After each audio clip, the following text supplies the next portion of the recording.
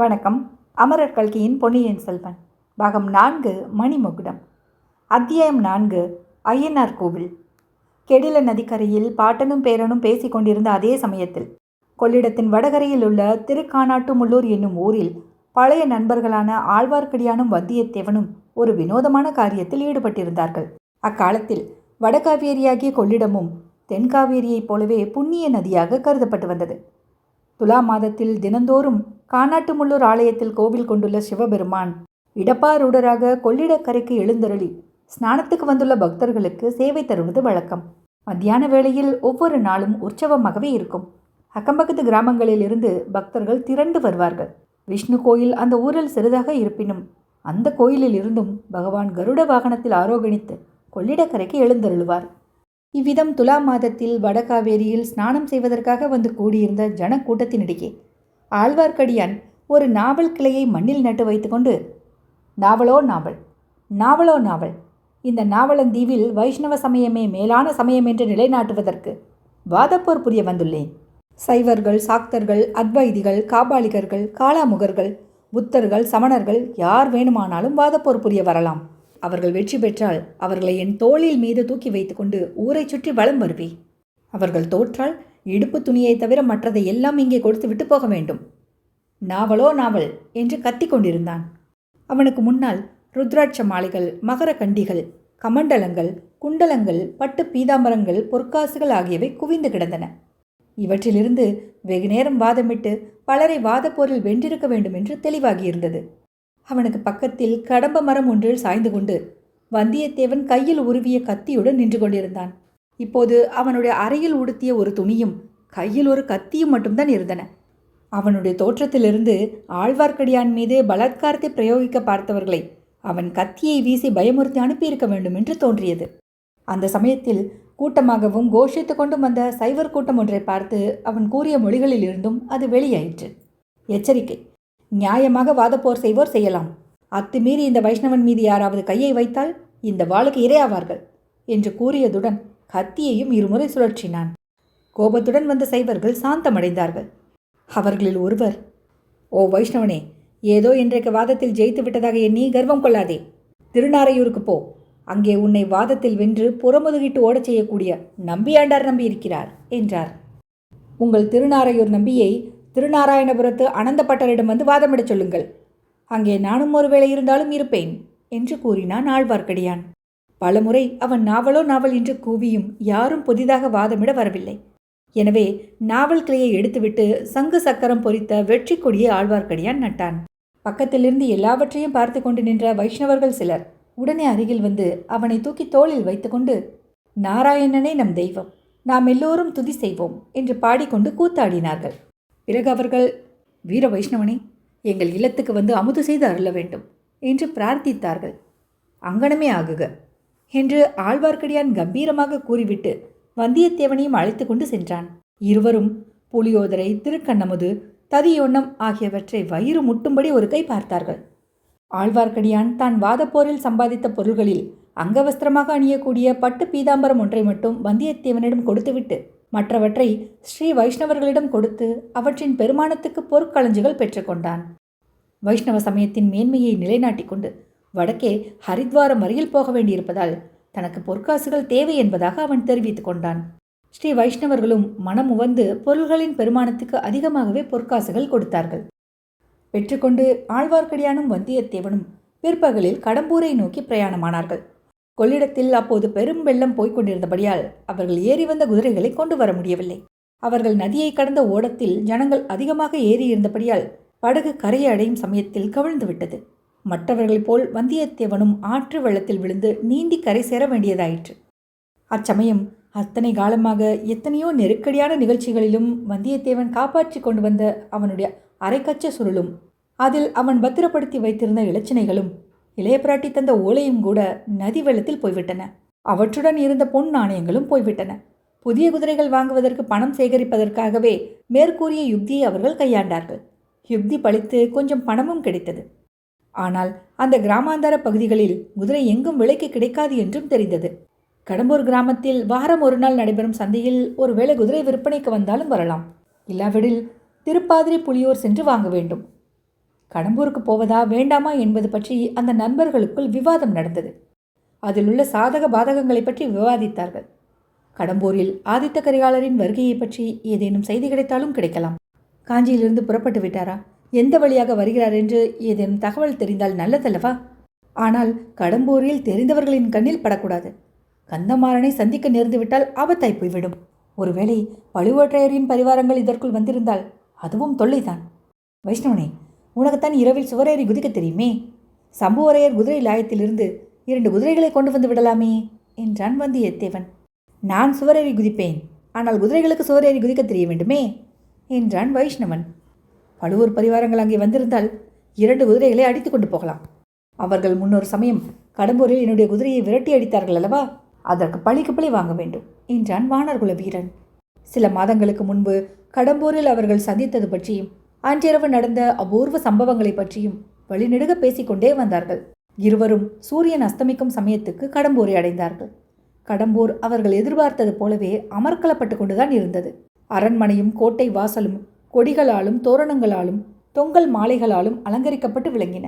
கோட்டை வாசலிலும் சரி, மதில் சுவரை சுற்றிலும் சரி, முன்னைவிட காவல் பலமாக இருந்தது. பட்டத்திலவரசர் ஆதித்த கரிகாலர் வருகிறார் என்றால் கேட்க வேண்டுமா? அதே சமயத்தில் தனாதிகாரி பெரிய பழுவேற்றையரும் ராணியுடன் வரப்போகிறார். 2 பேருடைய பரிவாரங்களும் வருவார்கள். சில நாளைக்கு ஊர் தடபுடல் பட்டு கொண்டுதான் இருக்கும். இதையெல்லாம் பற்றி கடம்பூர் கடைத்தெருவில் ஜனங்கள் பேசிக் கொண்டிருந்ததை 2 நண்பர்களும் கேட்டார்கள். ஜனங்கள் பேச்சிலிருந்து இரு சாராரும் இன்னும் வந்து சேரவில்லை என்று தெரிந்தது. சம்புவரையர் மகன் கந்தமாறன் ஆதித்த கரிகாலரை அழைத்து வர காஞ்சிக்கு புறப்பட்டு போயிருக்கிறான் என்றும் தெரிந்தது. இந்த பரபரப்பான பேச்சுகளுக்கிடையில் சிலர் கடல் கொண்டு விட்ட இளவரசன் அருள்மொழிவர்மனை பற்றியும் மெல்லிய குரலில் பேசினார்கள். அவ்வளவு பெரிய துக்க சம்பவம் நடந்திருக்கும் போது இங்கே விருந்துகளுக்கும் களியாட்டங்களுக்கும் ஏற்பாடு நடந்து வருவது பலருக்கு பிடிக்கவில்லை என்பது ஜாடை மாடையாக அவர்கள் பேசிக்கொண்டதிலிருந்து தெரிந்தது. ஆழ்வார்க்கடியானும் வந்தியத்தேவனும் இந்த பேச்சுகளையெல்லாம் காது கொடுத்து கேளாதவர்கள் போல் கேட்டுக்கொண்டு ஊரை தாண்டி போனார்கள். ஊருக்குள் எங்கேயும் இரவு தங்க அவர்கள் விரும்பவில்லை. ஊருக்கு அப்பால் சமீபத்தில் எங்கேயாவது பாலடைந்த மண்டபம் அல்லது சத்திரம் சாவடி இல்லாமலா போகும்? அப்படி இல்லாவிட்டால் இரவு வீரநாராயணபுரத்துக்கு போய் தங்கிவிடுவது நல்லது. அங்கேயுள்ள பெரிய பெருமாள் கோவிலின் 100 மண்டபத்தில் நிம்மதியாக படுத்து உறங்கலாம். முதல் நாள் இரவு நிகழ்ச்சிகளுக்கு பிறகு ஓர் இரவு நல்ல தூக்கம் அவர்களுக்கு அவசியமாயிருந்தது. கடம்பூரை தாண்டி சாலையோடு சிறிது தூரம் சென்றதும் அடர்த்தியான மூங்கில் காடு ஒன்றும் அதற்குள் அய்யனார் கோவில் ஒன்றும் தெரிந்தன. வைஷ்ணவரே, இனிமேல் என்னால் நடக்க முடியாது. இரவு இந்த கோவிலில் படுத்திருக்கலாம். யார் கண்ணிலும் படாமல் இருப்பதற்கு இது நல்ல இடம் என்றான் வந்தியத்தேவன். அப்பனே, நீ சொல்வது தவறு. இம்மாதிரி இடங்களுக்கு நம்மை போல் இன்னும் யாராவது வந்து சேரமாட்டார்கள் என்பது என்ன நிச்சயம் என்றான் ஆழ்வார்க்கடியான். அப்படி வருகிறவர்கள் குதிரைகளுடன் வந்தார்களானால் ரொம்ப நல்லது என்றான் வந்தியத்தேவன். இந்த மூங்கில் காட்டுக்குள் எந்த குதிரையும் நுழைய முடியாது. மனிதர்கள் நுழைந்து செல்வதே கடினமான காரியமாயிற்றே. எங்கேயாவது ஒற்றையடி பாதை ஒன்று இல்லாமல் போகாது. கோயில் பூசாரி வரக்கூடிய வழியேனும் இருந்துதானே ஆக வேண்டும். இருவரும் அடர்த்தியாக மண்டி கிடந்த மூங்கில் புதர்களை சுற்றி சுற்றி வந்து கடைசியாக குறுகலான ஒற்றையடி பாதை ஒன்றை கண்டுபிடித்தார்கள். அதன் வழியாக உடம்பில் முட்கள் கீறாமல் நடந்து போவது மிகவும் பிரயாசையாக இருந்தது. இவ்விதம் சிறிது தூரம் சென்ற பிறகு கொஞ்சம் இடைவெளி காணப்பட்டது. அதில் சிறிய அய்யனார் கோவில் இருந்தது. கோவிலுக்கு எதிரே பலிபீடமும் அதையொட்டி மண்ணினால் செய்து காலவாயில் சுடப்பட்ட யானைகளும் குதிரைகளும் வரிசையாக வைக்கப்பட்டிருந்தன. அய்யனாருக்கு வேண்டுதல் செய்து கொள்ளும் பக்தர்கள் இவ்விதம் மண்ணினால் செய்த குதிரைகளும் யானைகளும் கொண்டு வந்து வைப்பது வழக்கம். அவற்றை பார்த்ததும் வந்தியத்தேவன், குதிரைகளை பற்றி இவ்வளவு கவலைப்படுகிறோமே, அய்யனாரை கேட்டு 2 குதிரைகள் வாங்கிக் கொள்ளலாமே என்றான். மண் குதிரையை நம்பி ஆற்றில் இறங்கக்கூடாது என்ற பழமொழி தெரியாதா என்றான் ஆழ்வார்க்கடியான். வைஷ்ணவனே, எங்கள் அய்யனார் மிகவும் சக்தி வாய்ந்த தெய்வம். கேட்ட வரத்தை உடனே கொடுக்கக்கூடியவர். உங்கள் விஷ்ணுவை போல் பக்தர்களை தவிக்க விட்டு பட்டப்பகலில் தூங்கிக் கொண்டிருப்பவர் அல்ல என்றான் வந்தியத்தேவன். அப்படியானால் இந்த மண் குதிரைகளுக்கு உயிர் கொடுத்தாலும் கொடுப்பார் என்று சொல்லு. ரொம்ப நல்லதாய் போயிற்று, பணம் மிச்சம். உண்மையான பக்தி இருந்தால் மண் குதிரைகளும் உயிர் பெறும். பார்க்க போனால் நம்முடைய உடம்புகள் மட்டும் என்ன, பிரம்மதேவன் மண்ணினால் செய்து உயிர் கொடுத்தது தானே. நன்கு சொன்னாய் தம்பி. இந்த உடம்பு மண்ணினால் செய்த உடம்பு என்பதை மறந்து விடுகிறோம். அதை அடிக்கடி ஞாபகப்படுத்திக் கொள்வதற்காக திருமண்ணை குலைத்து நெற்றியிலும் உடம்பிலும் இட்டுக்கொள்ளும்படி வைஷ்ணவ ஆச்சாரிய புருஷர்கள் கட்டளையிட்டிருக்கிறார்கள். வந்தியத்தேவன் ஷ் என்று சொல்லிவிட்டு ஆழ்வார்க்கடியானுடைய கையை பிடித்துக்கொண்டு இன்னொரு கையினால் எதிரே சுட்டி காட்டினான். சூரியன் அஸ்தமித்து சிறிது நேரம் ஆகிவிட்டது. நாலாபுறமும் இருண்ட மூங்கில் தோப்புக்குள் சூழ்ந்திருந்த அச்சிறிய இடைவெளியில் மிக மங்கலாக தெரிந்த வெளிச்சத்தில் ஐயனாருடைய வாகனங்கள் உயிர் பெற்று அசைவதாக தோன்றின. ஒரு யானையும் ஒரு குதிரையும் இடம்பெயர்ந்து நகர்ந்தன.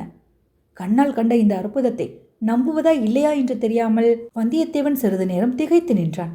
ஆனாலும் ஐயனாருடைய அற்புத சக்தியை ஆழ்வார்க்கடியானுக்கு உடனே உணர்த்திவிடக்கூடிய சந்தர்ப்பத்தை இழக்கவும் அவனுக்கு மனம் வரவில்லை. வைஷ்ணவரே, பார்த்தீரா என்று அவன் சொல்வதற்குள் ஆழ்வார்க்கடியான் அவனுடைய கையை இறுக்கி பிடித்து உதட்டில் விரல் வைத்து சமிஞை காட்டி பேச்சை நிறுத்தினான். பின்னர் இறுக்கி பிடித்த கையினால் வந்தியத்தேவனை பற்றியவாறு அவனை இழுத்து கொண்டு அந்த மூங்கில் புதருக்கு பின்னால் சென்று நின்றாக மறைந்து நின்றான். குதிரையும் யானையும் அசைந்து சிறிது விலகி கொடுத்தன அல்லவா? அப்படி விலகி கொடுத்து இடைவெளி ஏற்பட்ட இடத்தில் ஒரு மனிதனுடைய தலை மட்டும் தெரிந்தது. அந்த தலை அப்பாலும் இப்பாலும் திரும்பி நாலாபுறமும் பார்த்தது. ஐயனாருடைய பலிபீடத்துக்கு பக்கத்தில் இம்மாதிரி ஒரு தலை மட்டும் தோன்றி நாலு புறமும் சுழன்று விழித்த காட்சி மிக பயங்கரமாய் இருந்தது. எவ்வளவோ பயங்கரங்களை பார்த்திருந்த வந்தியத்தேவனுடைய மெய் சிலிர்த்தது. ஆனால் தன்னை பிடித்திருந்த ஆழ்வார்க்கடியான் கை சிறிதும் நடுக்கமுறாமலும் தளராமலும் இருந்ததை அறிந்து வந்தியத்தேவன் நெஞ்சுறுதி கொண்டான். இவர்கள் பார்த்து கொண்டிருக்கும் போதே அந்த தலை எழும்பி மேலே வந்தது. ஒரு மனிதனுடைய மார்பு வரையில் தெரிந்தது. பிறகு அம்மனிதன் முழுமையான உருவத்துடன் கிளம்பி மேலே வந்தான். அம்மனிதன் வெளிவந்த இடத்தில் ஒரு சிறிய பிளவு, கரிய இருள் சூழ்ந்த பாதாள பிளத்வாரத்தைப் போல பயங்கரமாக வாயை திறந்து கொண்டிருந்தது. சற்று உற்று பார்த்த பின்னர் அந்த மனிதன் யார் என்பதும் அவர்களுக்கு தெரிந்துவிட்டது. கடம்பூர் மாளிகையில் பணியாளனாக இருந்து கொண்டே ரவிதாசனுடைய சதி கும்பலிலும் சேர்ந்திருந்த இடும்பன்காரிதான் அவன். இதை இருவரும் ஏக காலத்தில் அறிந்து கொண்டதும் ஒருவரையொருவர் பார்த்து தங்கள் வியப்பை சமிஞையினாலேயே தெரிவித்துக் கொண்டார்கள். இடும்பன்காரி திறந்திருந்த துவாரத்தை அப்படியே விட்டுவிட்டு மறுபடியும் ஒரு தடவை சுற்றுமுற்றும் பார்த்துவிட்டு ஐயனார் கோவிலை நோக்கி நடந்தான். கோவில் கதவை திறந்து கொண்டு உள்ளே போனான். சிறிது நேரத்துக்கெல்லாம் கோவிலுக்குள்ளே இருந்து முணுக் முணுக் என்று வெளிச்சம் தெரிந்தது. கோவிலுக்குள் விளக்கேற்றப்பட்டிருக்கிறது என்பதை அறிந்து கொண்டார்கள். தம்பி, இதை பற்றி என்ன நினைக்கிறாய் என்று முணுமுணுக்கும் குரலில் அடியான் கேட்டான். ஐயனார் சக்தியுள்ள தெய்வம் என்று நினைக்கிறேன். குதிரைக்கு உயிர் வந்ததை பார்க்கவில்லையா என்றான் வந்தியத்தேவன். அது சரி, இப்போது வந்தானே, அவனை பற்றி என்ன நினைக்கிறாய்? அவன் ஐயனார் கோவில் பூசாரி போலிருக்கிறது. நாமும் போய் சுவாமி தரிசனம் செய்யலாமா? கொஞ்சம் பொறு, இன்னும் யாராவது சுவாமி தரிசனத்துக்கு வருகிறார்களா என்று பார்த்து கொள்ளலாம். இன்னும் யாரேனும் வருவார்கள் என்று நினைக்கிறீர்களா? பின் எதற்காக இவன் விளக்கு போடுகிறான்? பூசாரி கோவிலுக்கு விளக்கு போடுவதில் ஆச்சரியம் என்ன? தம்பி, அவன் யார் என்று தெரியவில்லையா? நன்றாய் தெரிகிறது. கொள்ளிடத்தின் தென்கரையில் எனக்கு குதிரை வாங்கி கொண்டு வந்து கொடுத்தானே, அந்த இடுமன்கார் இவன்தான். இப்போதும் இவனிடம் குதிரை கேட்கலாம் என்று பார்க்கிறேன். நல்ல யோசனை செய்தாய். உனக்கு பிடிக்கவில்லையா? இடுமன்காரி உனக்கு குதிரை வாங்கி கொடுத்தவன் மட்டுமல்ல, ரவிதாசன் கூட்டத்தைச் சேர்ந்தவன். அப்படியானால் இன்னொரு நல்ல யோசனை தோன்றுகிறது. என்ன என்ன?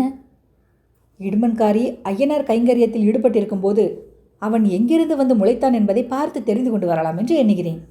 அதெப்படி முடியும்? அவன் வெளியே வந்த துவாரத்தில் நான் உள்ளே போக முடியாதா? முடியலாம், ஆனால் அதில் உள்ள அபாயங்கள். அபாயம் இல்லாத காரியம் எது? அப்புறம் உன் இஷ்டம்.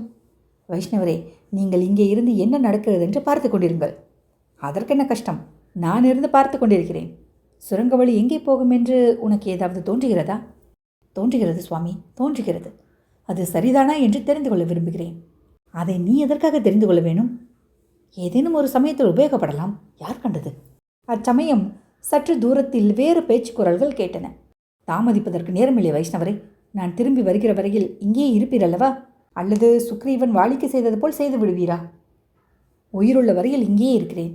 ஆனால் நீ திரும்பி வருவது என்ன நிச்சயம்? உயிர் இருந்தால் நானும் திரும்பி வருவேன். இவ்விதம் சொல்லிக்கொண்டே வந்தியத்தேவன் நாளே பாய்ச்சலில் துவாரம் தெரிந்த இடத்தை நோக்கி ஓடினான். அதற்குள் இறங்கினான். மறுகணமே அந்த இருண்ட பள்ளத்தில் மறைந்தான். பிளத்துவாரம் அவனை அப்படியே விழுங்கிவிட்டதாக தோன்றியது. கோவிலுக்குள் சென்றிருந்த இடுமன்காரி வெளியே வந்து சுற்றுமுற்றும் பார்த்தான். திறந்திருந்த துவாரம் கண்ணில் பட்டது. உடனே அவ்விடம் சென்று பலிபீடத்துக்கு பக்கத்தில் நாட்டப்பட்டிருந்த சூலாயுதத்தை சுழற்றி திருகினான். இடம்பெயர்ந்து அகன்றிருந்த யானையும் குதிரையும் மறுபடியும் நெருங்கி வந்தன. துவாரம் அடைபட்டு இருந்த இடம் தெரியாமல் மறைந்துவிட்டது. இந்த காரியத்தை செய்துவிட்டு இடுமன்காரி மறுபடியும் வாசற்படி அண்டை வந்தான். அதே சமயத்தில் ரவிதாசன், சோம்பன் சாம்பவன் முதலியவர்களும் வேறு திசையிலிருந்து வந்து சேர்ந்தார்கள். ஆழ்வார்க்கடியான் மூங்கில் காட்டுக்கு பின்னால் இன்னும் நன்றாய் மறைந்து கொண்டான். கோவில் வாசற்படி மேல் ரவிதாசன் உட்கார்ந்து கொண்டான். மற்றவர்கள் அவன் எதிரே தரையில் அமர்ந்தார்கள். தோழர்களே, நாம் கை கொண்ட விரதம் நிறைவேறும் சமயம் நெருங்கிவிட்டது என்றான் ரவிதாசன்.